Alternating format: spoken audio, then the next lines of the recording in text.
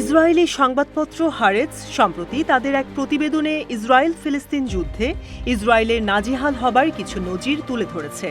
Israeli এই গণমাধ্যম গত ৭ই অক্টোবর যুদ্ধের শুরু থেকে এখন পর্যন্ত সমস্ত ফ্রন্টে ইসরায়েলি দখলদার বাহিনীর নাকানি-চুবানি খাওয়ার বেশ কয়েকটি ঘটনা তুলে ধরেছে।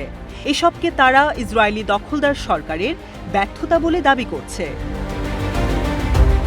ব্যর্থতা ১, অপরিকল্পিত উপায়ে উত্তরাঞ্চল খালি করা। যুদ্ধের শুরুতেই উত্তরাঞ্চলে অর্থাৎ লেবানন সীমান্তে বসবাসরত ইসরায়েলি বসতি স্থাপনকারীদেরকে তাড়াহুড়ো করে সরিয়ে নেওয়া হয়। যুদ্ধের ডামাডোলে তাদেরকে ভরসা দেওয়ার বদলে ইসরায়েলি সরকার তাদেরকে ভয় দেখিয়ে সরিয়ে নেয়। এখন এমন অবস্থা দাঁড়িয়েছে যে এটাকে কূটনৈতিক এবং সামরিক ব্যর্থতা হিসেবে দেখা হচ্ছে। ব্যর্থতা ২, গাজা উপত্যকা।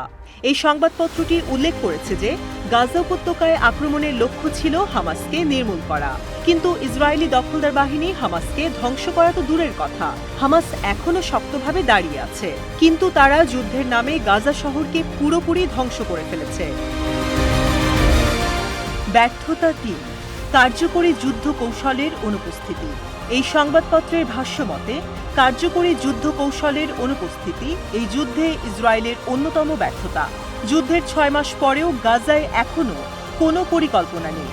ইসরায়েলি দখলদার বাহিনী প্রায় কয়েক মাস যুদ্ধ করেছে, যাতে শত শত সৈন্য নিহত এবং হাজার হাজার সৈন্য আহত হয়েছে, কিন্তু তবুও বাস্তব ফলাফল শূন্য, কেননা হামাস এখনও সম্পূর্ণ সক্রিয়, আর নতুন করে কৌশল সাজাতে যে রাজনৈতিক সম্ভাব্যতা প্রয়োজন তা আর এখন নেই।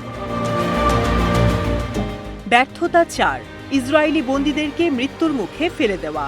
যুদ্ধের শুরুতে আনুষ্ঠানিক লক্ষ্য ছিল গাজায় হামাসের সামরিক ও সরকারি ক্ষমতা ধ্বংস করা। এদিকে ৭ অক্টোবর বন্দী হওয়া ২৫০ জন ইসরায়েলি নাগরিককে প্রত্যাবর্তন পরের তালিকায় যুক্ত করা হয়েছিল। এরপর থেকে বাকি বন্দীদের প্রত্যাবর্তন নিয়ে আর কোনো ভ্রুক্ষেপ নেই। ব্যর্থতা ৫, মানবিক সংকট।